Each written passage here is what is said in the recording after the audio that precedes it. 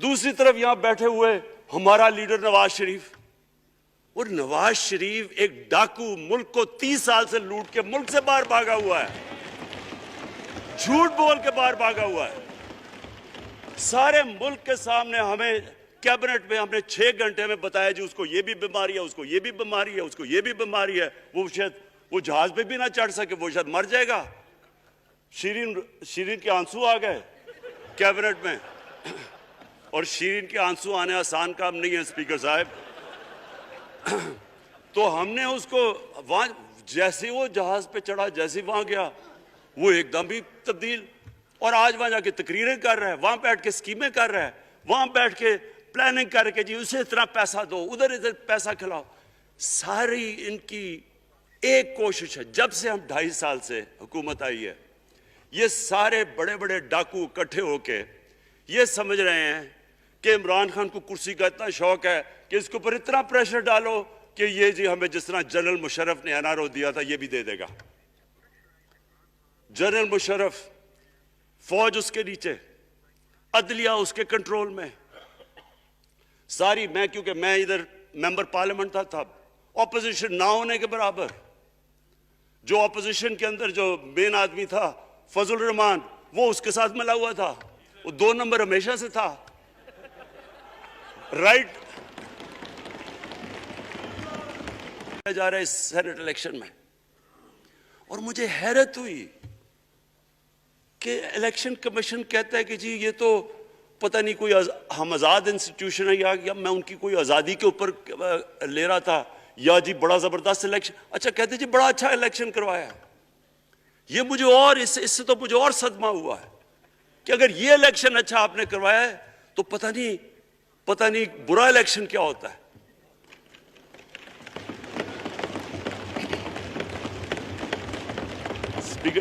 Speaker صاحب یہ دیکھیں، مجھے یہ افسوس یہ ہوتا ہے کہ ہم ایک چیز سمجھتے نہیں ہیں۔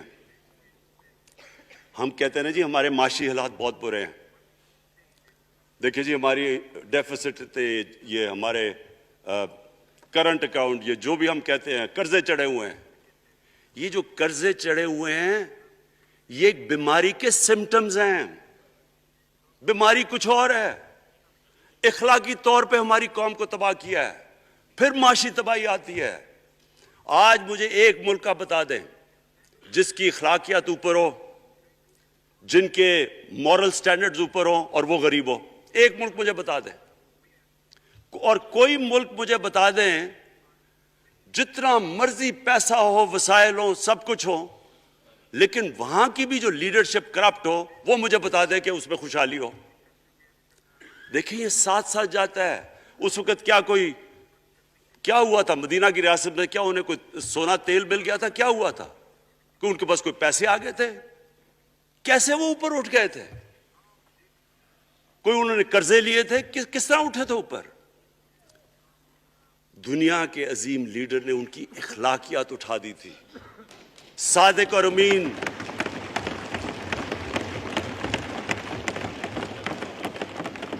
ایک قوم انہوں نے ہمیں بتایا، ہمیں قرآن میں اللہ حکم کرتا ہے کہ ان کی سنت پہ چلو۔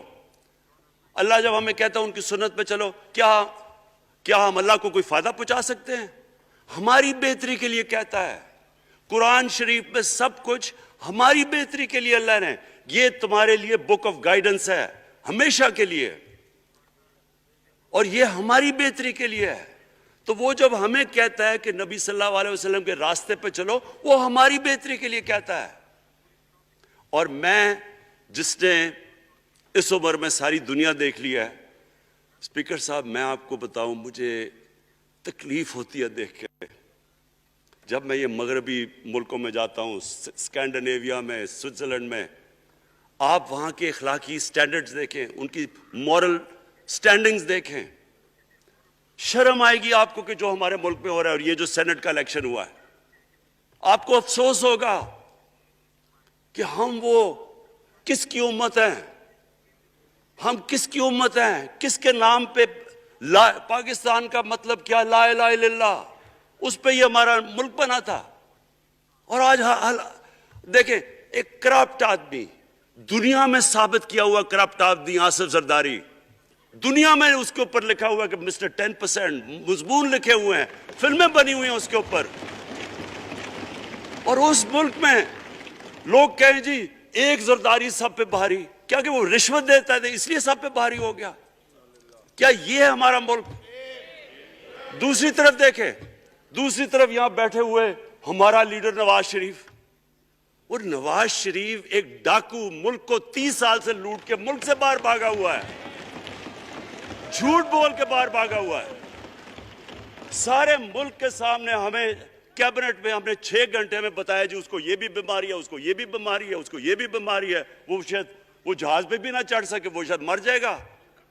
شیرین کے آنسو آ گئے کیبنٹ میں. اور شیرین کے آنسو آنے آسان کام نہیں ہے اسپیکر صاحب. تو ہم نے اس کو وہاں جیسے وہ جہاز پہ چڑھا، جیسے وہاں گیا وہ ایک دم بھی تبدیل. اور آج وہاں جا کے تقریریں کر رہا ہے، وہاں بیٹھ کے سکیمیں کر رہا ہے، وہاں بیٹھ کے پلاننگ کر کے جی اسے اتنا پیسہ دو، ادھر ادھر پیسہ کھلاؤ. ساری ان کی ایک کوشش ہے جب سے ہم 2.5 سال سے حکومت آئی ہے، یہ سارے بڑے بڑے ڈاکو اکٹھے ہو کے یہ سمجھ رہے ہیں کہ عمران خان کو کرسی کا اتنا شوق ہے کہ اس کے اوپر اتنا پریشر ڈالو کہ یہ جی ہمیں جس طرح جنرل مشرف نے NRO دیا تھا یہ بھی دے دے گا.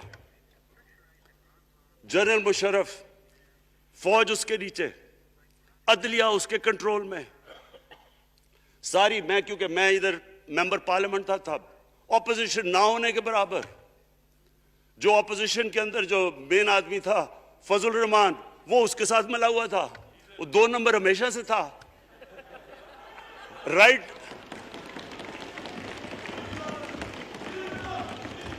اور وہ آدمی جس کے پیچھے امریکہ ان کی جنگ لڑ رہا تھا، سب کچھ وہ ان کے پریشر میں آ کے ان دونوں کو NRO دیا. اور اتنا بڑا اس ملک کے اوپر اس نے جرم کیا ہے. ان دونوں نے آ کے NRO لے کے دونوں ہاتھوں سے ملک لوٹا. اس کے بعد دونوں نے اس ملک کے اوپر 4 گنا زیادہ قرضہ چڑھایا. اسپیکر صاحب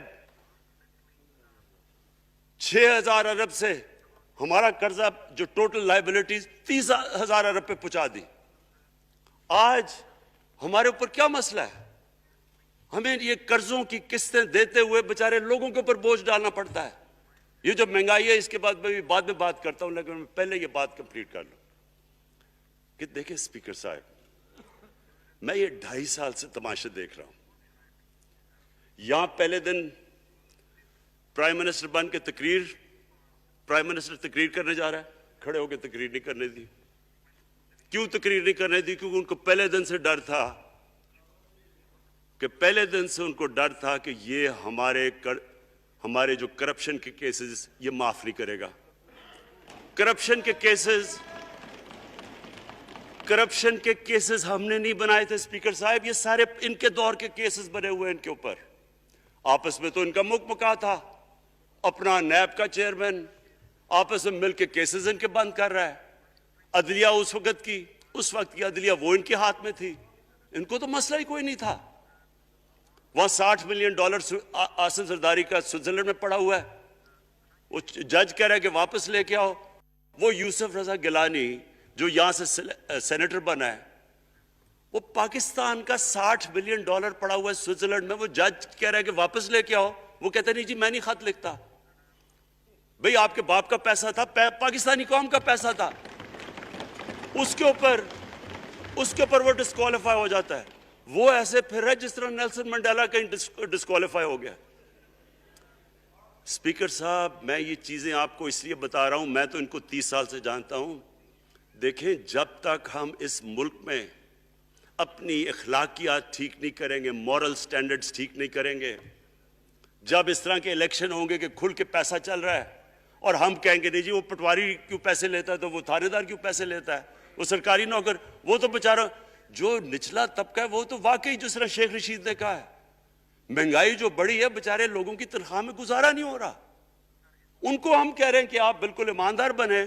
اور یہ جن کا اتنا ان کے پاس پیسہ ہے اسپیکر صاحب، میں آپ کو یقین سے کہتا ہوں ان کو خود نہیں پتا کہ ان کا کتنا پیسہ باہر پڑا ہے. اتنے 30 سال سے چوری کر رہے ہیں یہ پیسہ، اور 30 سال سے پیسہ چوری کر کے اب ان کی کوشش یہ ہے کہ عمران خان کے اوپر پریشر ڈالو سارے چور مل کے کہ جی کبھی ہم گورنمنٹ گرا دیں گے، کبھی ہم وہ نکلاتے ہیں وہ۔ آپ سوچیں فیٹف کے اوپر، اب فیٹف ہماری وجہ سے تو نہیں فیٹف پہ ہم گرے لسٹ میں آئے، یہ تو نون لیگ کے دور میں گرے لسٹ میں آئے ہیں۔ اب اگر فیٹف کی بلیک لسٹ میں پاکستان جاتا ہے تو یہاں سب کو پتا ہے کہ سینکشنز لگ جائیں گی، تو آگے مشکل سے ہم نے اکانومی کو سٹیبلائز کیا، مشکل سے۔ اگر بلیک لسٹ میں جاتا ہے تو اکانومی سیدھی نیچے۔ آج جو لوگوں کو مشکل پڑی ہوئی ہے، اور مشکل پڑی ہوئی ہے ہمارے لوگوں کو مہنگائی کی، اس کی وجہ یہ ہے کہ ہمارا روپیہ جو تھا تقریباً 107 روپے کا، آج 160 روپے کا۔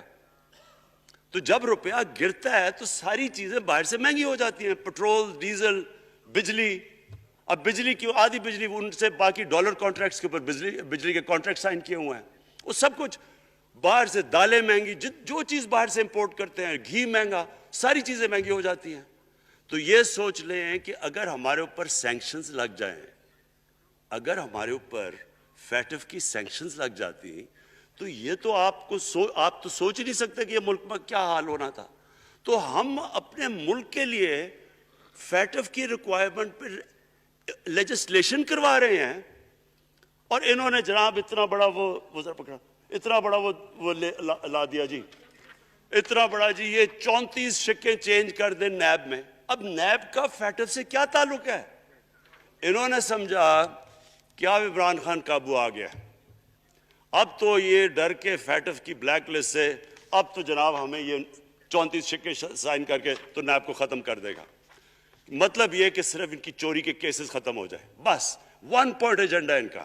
اور میں نے آپ کو پہلے دن یہاں سے کہا تھا، پہلے دن یہاں کھڑے ہو کے میں نے کہا تھا کہ ان کا صرف ون پوائنٹ ایجنڈا، میں ان کو جانتا ہوں جب یہ سارے اپوزیشن میں میرے ساتھ تھے، ان کا صرف ایک خوف ہے کہ یہ این آر او نہیں دے گا، لہٰذا اس کو اتنا بلیک میل کرو، اور اب فیٹف کے اوپر تو یہ پھنس گیا ہے تو اب اس سے لے لو، اس سے کنسیشن لے لو تاکہ نیب ختم ہو جائے۔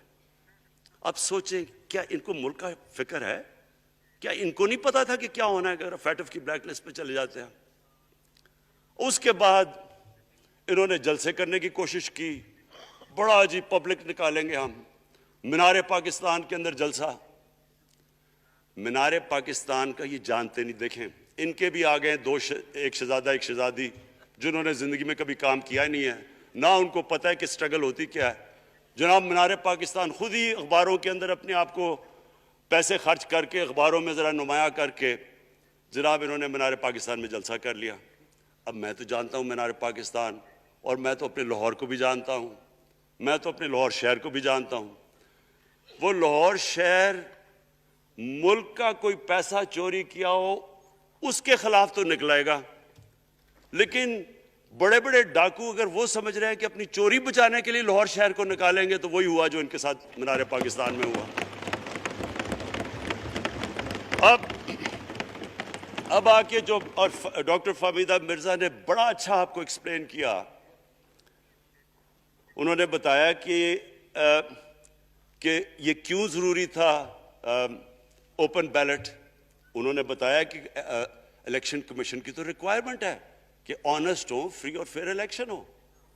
تو انہوں نے 2008 میں چارٹر آف ڈیموکریسی میں کہا ہوا ہے کہ جی اوپن بیلٹ ہونی چاہیے، دونوں پارٹیز نے۔ اور اس کے بعد ایک دم وہاں سے دونوں سب ادھر سے بھاگ کے اور کہتے نہیں جی خفیہ بیلٹ ہونی چاہیے۔ میں نے تب کہہ دیا کہ خفیہ بیلٹ کا ایک مقصد تھا، سارے مل کے کوشش کریں گے کہ حفیظ شیخ کو ہرائیں، اور وہ جو آدمی جیتا ہے پاکستان کا کرپٹ ترین آدمی۔ میں ایک چیز آپ کو آج کہتا ہوں، یوسف رضا کے آپ صرف ایسٹس دیکھ لیں، پرائم منسٹر بننے سے پہلے تھے اور اس کے بعد کیا ایسٹس ہیں، بس ایک چیز دیکھ لیں، کوئی آپ کو کچھ کرنے کی ضرورت نہیں ہے، آپ کو پتہ چلے گا اس نے کیا کیا اپنے زمانے میں۔ تو اس کو لا کے یہاں بٹھا کے تو جناب انہوں نے سارا پیسہ لگا کے، اور ہمیں سب پتا تھا کیا ہو رہا ہے، اور اس کو جا کے جناب انہوں نے ہروا دیا حفیظ شیخ کو۔ اب کیا پیغام گیا سارے ملک میں؟ اس کا میں نے کیوں یہ آج ووٹ آف کانفیڈنس لی ہے، اس کا کیا پیغام گیا دنیا میں؟ سارے لوگوں کے سامنے اوپن ہارس ٹریڈنگ، لوگوں کو راتوں کو کال کر رہے ہیں، یا میں تو خاص داد دینا چاہتا ہوں، میرے ممبرز بیٹھے ہیں، خواتین بیٹھی ہیں جن کو کالیں گئی ہیں رات کہ جی 2 کروڑ سے ریٹ شروع ہوگا، ہم اب آپ کو آگے پیسے دیں گے. ان کو ساروں کو پیسے آفر کر رہے ہیں. اور پھر اگر میں صرف الیکشن کمیشن کو ایک چیز کہنا چاہتا ہوں، آپ مہربانی کریں پاکستان کی ایجنسی سے صرف ایک سیکرٹ بریفنگ لیں. آپ ان کو اندازہ ہوگا کتنا پیسہ چلا اس الیکشن کے اندر، پتہ چلوائیں کیا ہوا اس الیکشن میں، تاکہ آپ اس طرح کی سٹیٹمنٹ نہ دیں کہ جی ہماری کوئی آزادی ختم کر رہی ہے. میں آپ کی آزادی ختم کر رہا ہوں یہ کہہ کے آپ کہ یہ جو الیکشن میں ہوا ہے. اسپیکر صاحب، میں آج اس اوکیزن کے اوپر، کیونکہ مجھے اس پہ کافی، میں 2.5 سال یہ بڑی چیزیں برداشت کرتا رہا ہوں، اور میں اس لیے صبر سے کرتا رہا ہوں کیونکہ ملک اتنا ہمارا مشکل میں ہے. جو ہمیں ٹائم ملا جب میری گورنمنٹ آئی، میں آپ کو یقین سے کہتا ہوں کہ ساری زندگی میری تو سٹرگل میں گزری. جو بھی آپ انسان کسی چیز میں کمپیٹ کرتا ہے، اگر آپ نے ملک میں اپنے سب سے ٹاپ 11 کھلاڑیوں میں پہنچنا ہے تو ایک بہت سارے ملک میں مقابلہ کر کے آپ وہاں پہنچتے ہیں. اس میں ایک بڑی سٹرگل ہوتی ہے، اونچ نیچ ہوتی ہے بڑی. اور پھر اگر آپ کو دنیا کے لیول پہ آپ کو اپنا، اگر آپ نے آپ کو منوانا ہے، اس کی اور ایک سٹرگل ہوتی ہے. اور میرے اس سے زیادہ بڑی سٹرگل تھی کہ ایک آدمی جا کے ہاسپٹل بنانے کی کوشش کرے، اور وہ بھی کینسر ہاسپٹل. تو ایک وہ بہت بڑی سٹرگل تھی. پھر پالیٹکس میں لمبی سٹرگل رہی ہے. اکیلا تھوڑا سے لوگوں کے ساتھ شروع ہوا تھا، اور سٹرگل کر کے 14-15 سال تو مذاق اڑتا تھا میرا، سارے ہنستے تھے جب نام سنتے تھے میرا. تو ایک سٹرگل کر کے یہاں پہنچا ہوں.